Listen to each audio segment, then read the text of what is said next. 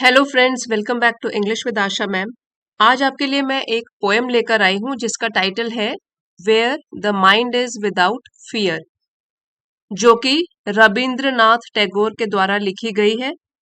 और इस पोएम कविता को शुरू करने से पहले थोड़ा सा इसके बारे में इंट्रोडक्शन बता दूं।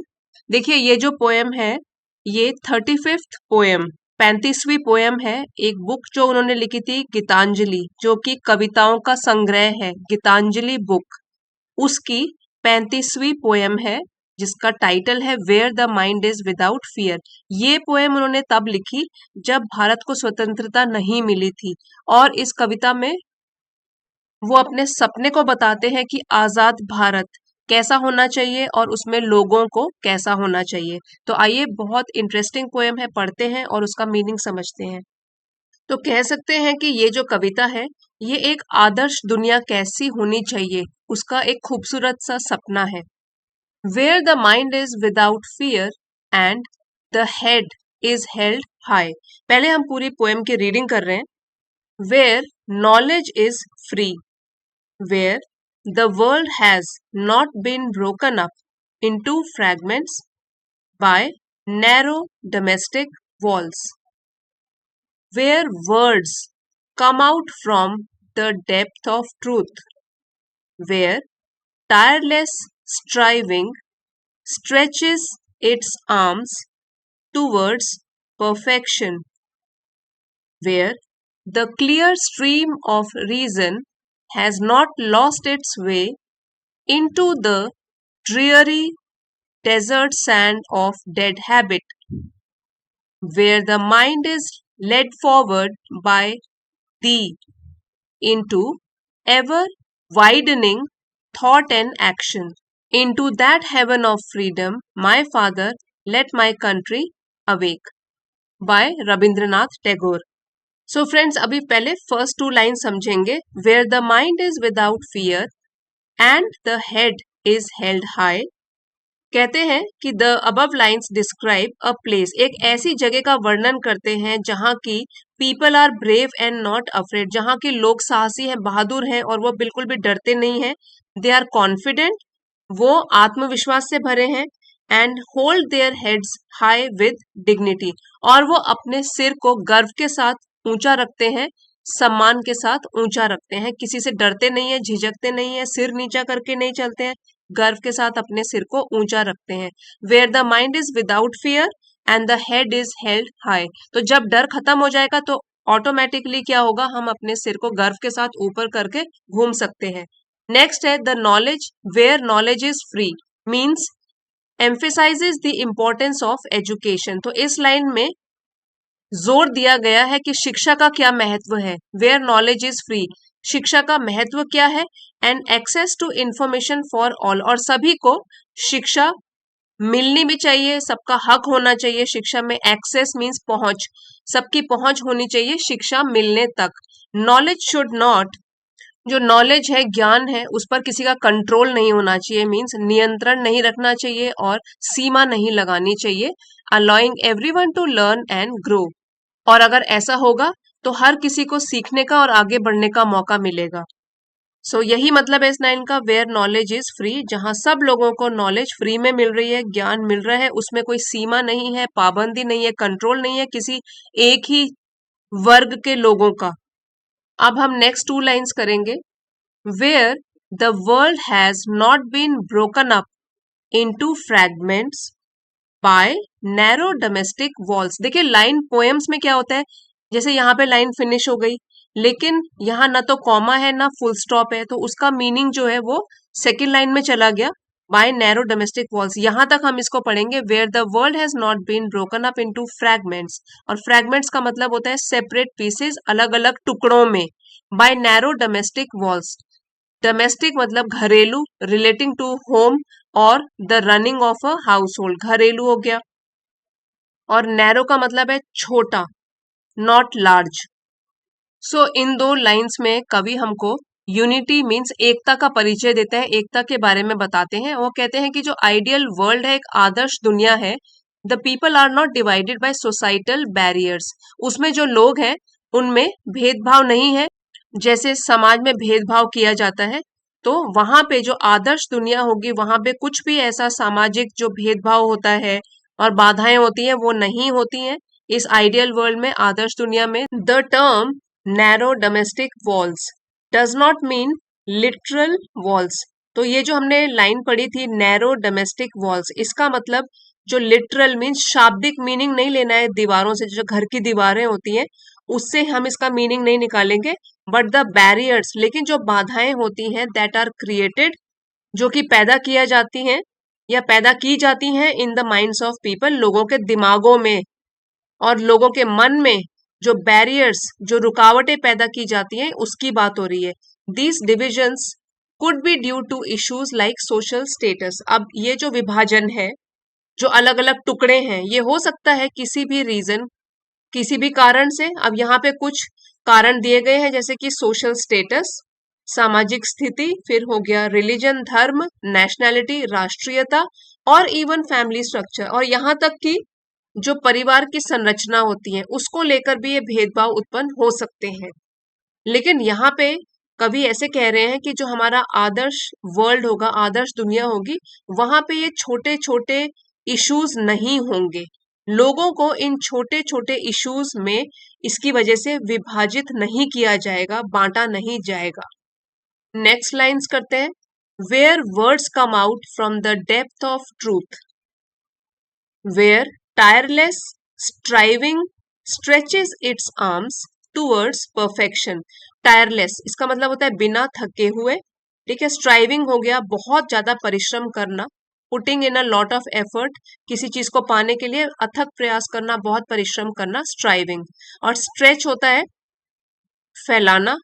It's arms, stretching its arms aims at achieving a goal, अपने लक्ष्य को पाने के लिए अपने हाथों को फैलाना, अपनी बाहों को फैलाना। और परफेक्शन विदाउट फॉल्ट, या बिना दोष के, दोष रहित। इन लाइंस में जो कवि है, poet stresses on honesty and truthfulness. तो जो कवि है वो जोर देते हैं ऑनेस्टी मीन्स ईमानदारी पर, और ट्रूथफुलनेस मीन्स सच्चाई पर। और वो कहते हैं इन an ideal nation people communicate openly. जो आइडियल नेशन में जो वो सपना देख रहे हैं कि आदर्श मेरा देश होगा, उसमें जो लोग होंगे वो कम्युनिकेट, एक दूसरे से बातचीत करेंगे ओपनली, खुले रूप से, खुलकर बात करेंगे, एंड विद ऑनेस्टी, और ईमानदारी के साथ बात करेंगे, with their words reflecting their true thoughts and feelings. और जो उनके शब्द होंगे, जो वो बात करेंगे, उनके शब्द होंगे वो सच्चाई को, उनके सच्चे विचारों को और भावनाओं को दर्शाएंगे। रिफ्लेक्ट करेंगे मतलब दर्शाएंगे। The poet highlights the importance of continuous improvement, और कवि निरंतर सुधार के महत्व पर भी प्रकाश डालते हैं। हाईलाइट मतलब प्रकाश डालते हैं कि अथक प्रयास करना है, बिना रुके प्रयास करते रहना है। In an ideal nation the people constantly strive to be better versions of themselves.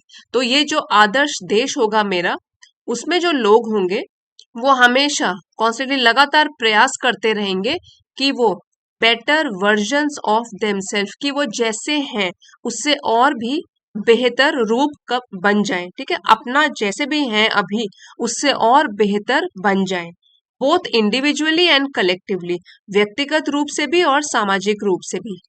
या बोल सकते हो कि सामूहिक रूप से भी और व्यक्तिगत रूप। एक एक इंडिविजुअल जब अच्छा बनी जाएगा तो कलेक्टिवली मीन्स समूह पूरा अच्छा बन जाएगा एज अ सोसाइटी, किसी भी समाज में। अब नेक्स्ट लाइंस करेंगे।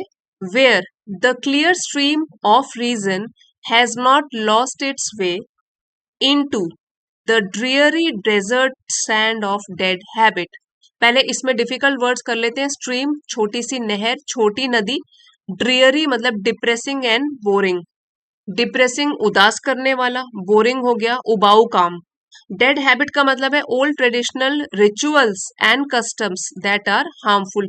जो पुराने रूढ़िवादी रीति रिवाज हैं जो अब किसी काम के नहीं है, जो बल्कि हानि ही पहुंचाते हैं, कुछ खराब इसका आउटकम होता है, जो परिणाम उनका होगा, जो पुरानी रूढ़िवादी विचार है जिससे कि गलत असर पड़ता है, उसको बोलते हैं डेड हैबिट। तो अब समझते हैं। अब ये जो लाइंस हैं वो एक मेटाफर मीन्स रूपक की तरह यूज की गई हैं। देखिए कैसे करके कंपैरिजन किया गया है कि the clear stream of reason represents critical thinking and logic. Reason होता है तर्क देना, सोच समझ के बोलना। तो क्लियर स्ट्रीम हो गया, जो कि तर्क की स्पष्ट धारा होगी, रिप्रेजेंट वो दर्शाती है क्रिटिकल थिंकिंग एंड लॉजिक, मतलब तर्क को दर्शाती है एक तो, और क्रिटिकल थिंकिंग मीन्स आलोचना से भरी सोच।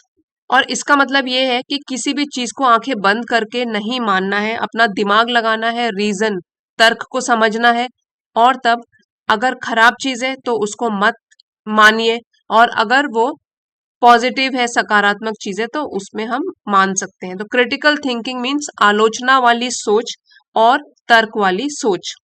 The dreary desert sand of dead habit. अब ये जो लाइन है, ये वाली आई है हमारी, represents following traditions और outdated practices blindly।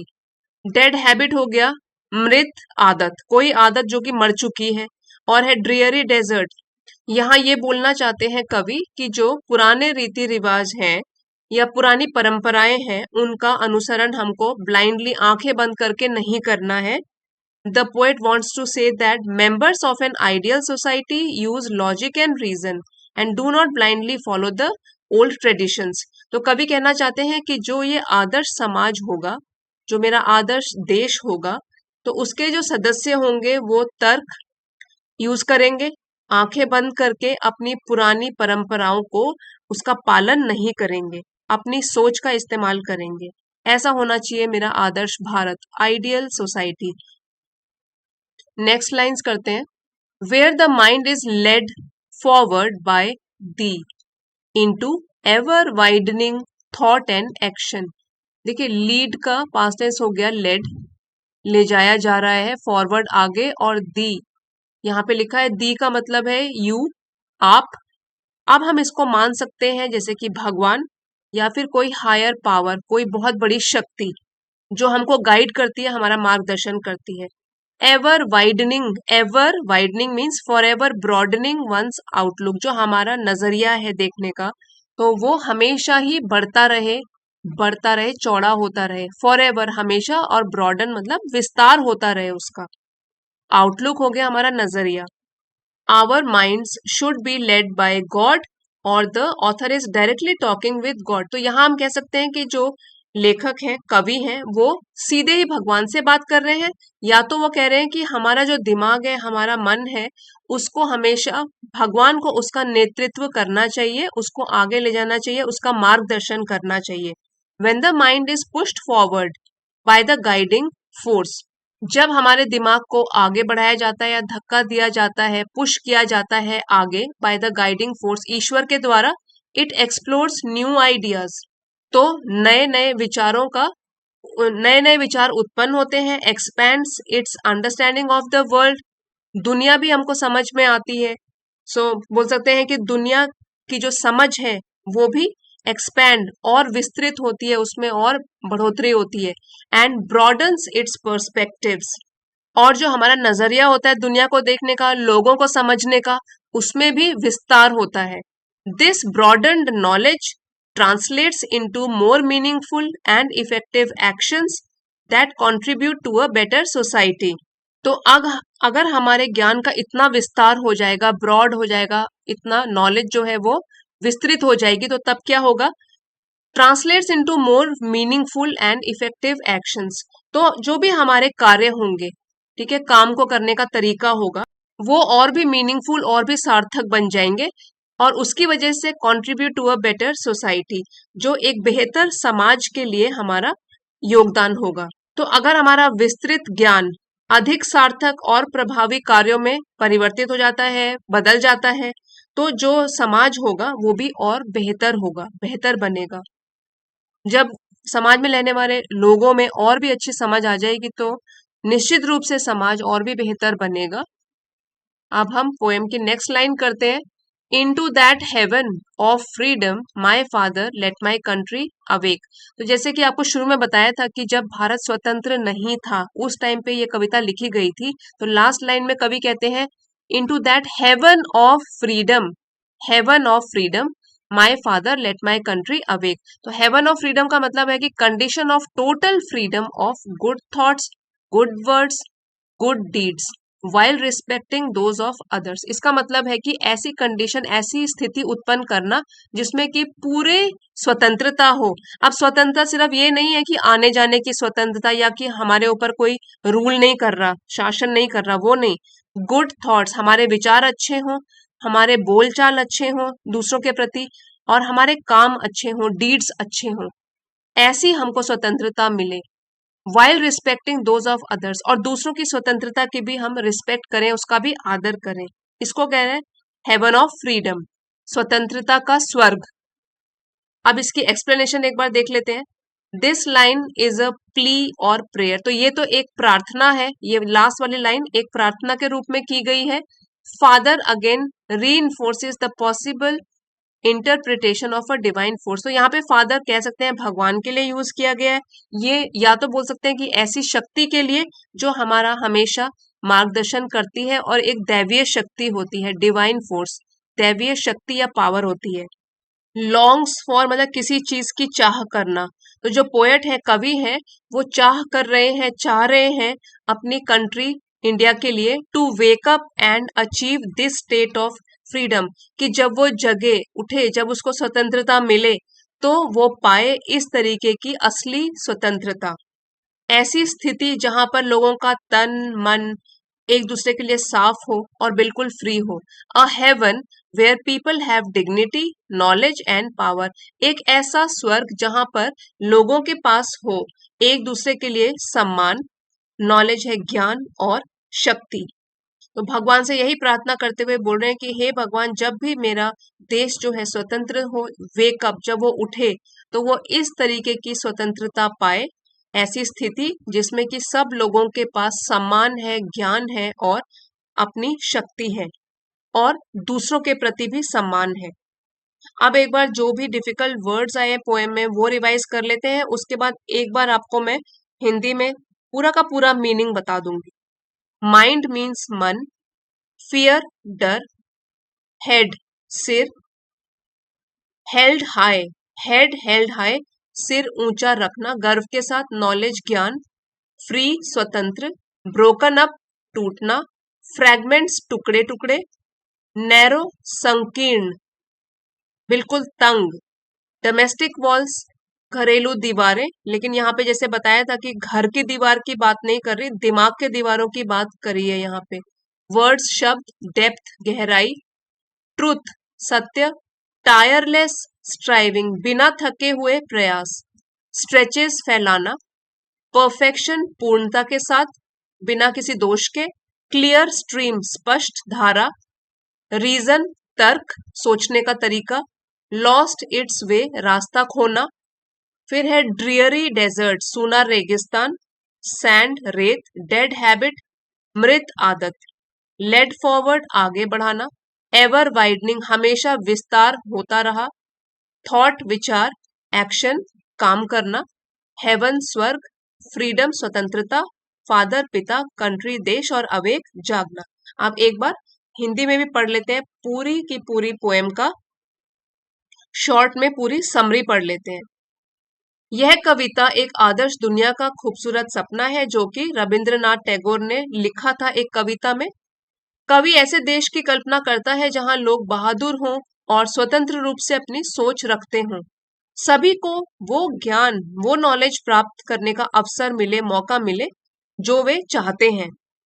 ठीक है, वो लिमिटेड ना हो, सीमित ना हो, और लोगों को बांटने वाली कोई दीवारें नहीं हो, उनको एक दूसरे से अलग करने वाली बीच में कोई दीवार नहीं हो, ऑब्स्टेकल रुकावट नहीं हो, लोग ईमानदार हो, सच बोलते हो हमेशा, वहां के लोग कभी हार नहीं मानते, जो आदर्श देश के नागरिक होंगे, जब मेरा भारत स्वतंत्र होगा वहां के लोग कभी हार नहीं मानते हो और हमेशा सबसे अच्छे बनने का प्रयास करते रहते हो।